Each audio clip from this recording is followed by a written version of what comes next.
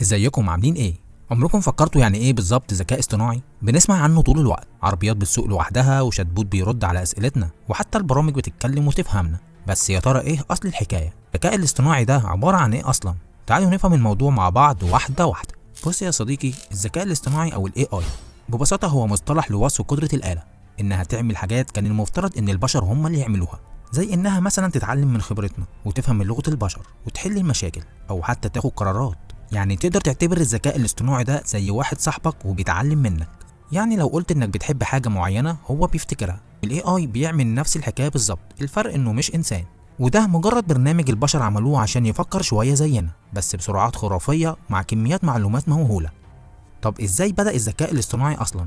الفكره بدأت بصنع آلة ان هي تفكر، ودي كانت فكره مجنونه في وقتها، والبشر كانوا بيفكروا فيها من زمان قوي. حتى في الاساطير القديمه كانوا بيتخيلوا تماثيل او حاجات بتتحرك وتساعدهم. بس الذكاء الاصطناعي زي ما نعرف دلوقتي بدأ في سنة 1956 لعالم اسمه جو ماكارثي. اخترع مصطلح الذكاء الاصطناعي خلال مؤتمر، وده كان جميع الناس الأذكياء جدا عندهم فكرة واحدة، إن يا ترى ممكن الآلات تفكر وتتعلم زينا؟ ومن هنا انطلقت رحلة الذكاء الاصطناعي. وأول حاجة بدأوا يعملوها كان الكمبيوتر بتاع زمان، والكمبيوتر كان هو البداية مقارنة من الموبايلات اللي في جيبنا دلوقتي. والكمبيوتر ده كان عبارة عن آلة ضخمة جدا تقريبا كده في حجم أوضة 4x4 زي الحاسبات العملاقة، وما كانش فيها ذرة من الذكاء أصلا. زمان كانوا بيعملوا برامج عشان يعلموا الكمبيوتر بقواعد محدودة، يعني زي ما تيجي تقول لعيل صغير كده ان القطة دي صغيرة وشعرها ناعم وودانها مدببة. تخيل انك محتاج تكتب كل قاعدة ممكنة عشان يعرف الفرق بين القطة وأي حاجة تانية. الموضوع كان متعب جدا، وده كان ال AI زمان. يعني الكمبيوتر او الذكاء الاصطناعي عشان يفرق بين الكلب والقطة كان محتاج ملايين من القواعد عشان يفهم الفرق بينهم، وممكن برضه كان يغلط.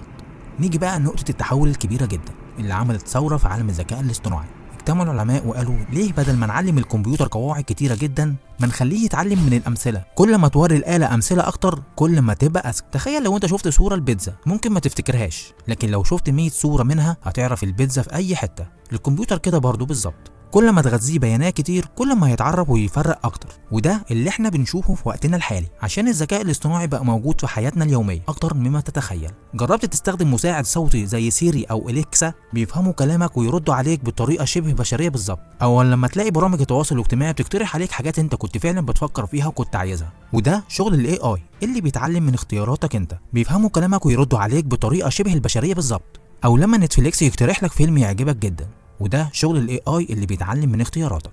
ده غير كمان السوشيال ميديا اللي بتستخدم الذكاء الاصطناعي عشان تحدد البوستات والفيديوهات اكتر حاجه انت ممكن تعجبك، زي صاحبك اللي دايما بيجيب لك افضل هديه انت محتاجها.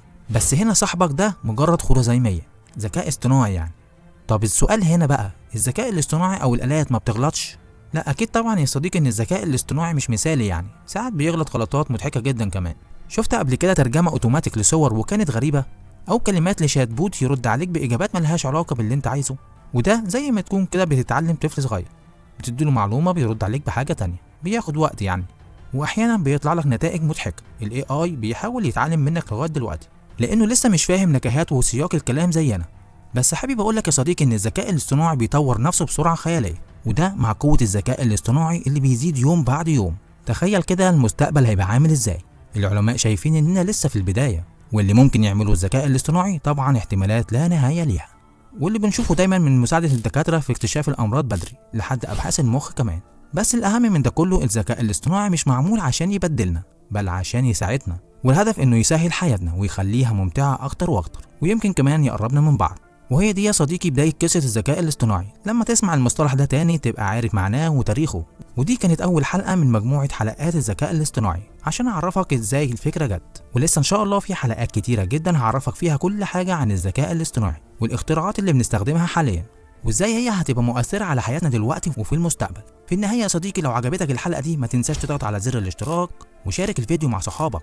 استنونا في الحلقات الجاية عن عجائب وأسرار الكون من النجوم للتكنولوجيا. وشكرا على المشاهدة، أشوفكم الحلقة الجاية إن شاء الله.